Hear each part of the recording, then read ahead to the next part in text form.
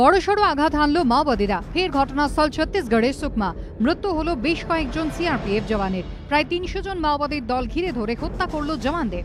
ফের একবার এই বড়সড় মাও হামলা মোদী সরকারের অভ্যন্তরীণ নিরাপত্তা কৌশল নিয়ে তুলে দিল প্রশ্ন।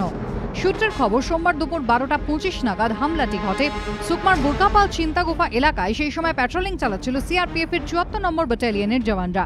অতর্কিতে হামলা চালায় প্রায় ৩০০ জন মাওবাদীর দল। পাল্টা জবাব দেওয়ার চেষ্টা করে সিআরপিএফ বাহিনী, কিন্তু মাওবাদীদের সংখ্যায় অনেক বেশি থাকায় মুহূর্তের মধ্যে গুলিতে ক্ষতবিক্ষত হয়ে যান একাধিক সিআরপিএফ জওয়ান।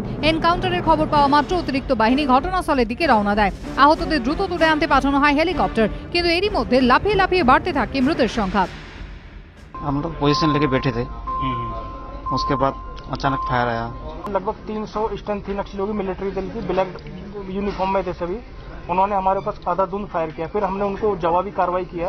नक्सली हमने भी बहुत मारे। रॉकेट लॉन्चर फेंके उन्होंने हमारे ऊपर, जवान घायल है रॉकेट लॉन्चर। बाकी वहाँ पे कोबरा कमांडो की टीम पहुंची हुई है। एनकाउंटर जारी अभी भी चल रहा है। খবর পেয়ে জরুরি বৈঠকে বসেন কেন্দ্রীয় স্বরাষ্ট্র সচিব। বৈঠকে বসেন বিজেপি শাসিত ছত্তিশগড়ের মুখ্যমন্ত্রী রমন সিংহ। মঙ্গলবার রায়পুর যাচ্ছেন কেন্দ্রীয় স্বরাষ্ট্র প্রতিমন্ত্রী হংসরাজ আহির। রায়পুর যাবেন সিআরপিএফ এর ডিজিও। फर्स्ट प्रायोरिटी हम लोग जो घायलों को इवैक्यूएट कर दिया, डेड बॉडीज को भी वापस रेस्ट हम तक लेने के लिए जो अभी अभियान चल रहा है।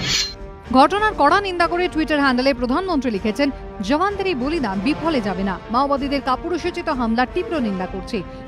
वहाँ जाने के बाद वहाँ छत्तीसगढ़ सरकार से बातचीत करने के बाद और फिर हम देखेंगे आगे क्या करना, लेकिन है चुनौती है। কংগ্রেস সহসভাপতি লিখেছেন, জওয়ানদের সাহসিকতা ও আত্মত্যাগকে শ্রদ্ধা জানাই। হামলার কড়া নিন্দা করেছে কংগ্রেস।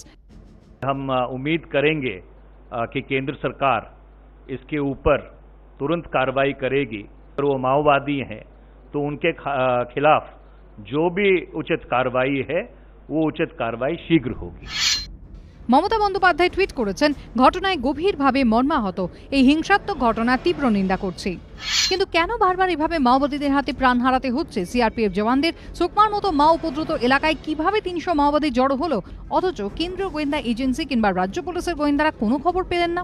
কিভাবে মাওবাদীদের মোকাবিলা করবে মোদী সরকার? সিআরপিএফ জওয়ানদের মৃত্যু কবে আটকানো যাবে? বারবার মাওবাদীদের হাতে সিআরপিএফ এর মৃত্যু থেকে এই প্রশ্ন উঠছে, কোথাও কি কৌশলে বড়সড় খামতি থেকে যাচ্ছে? এবিপি আনন্দ।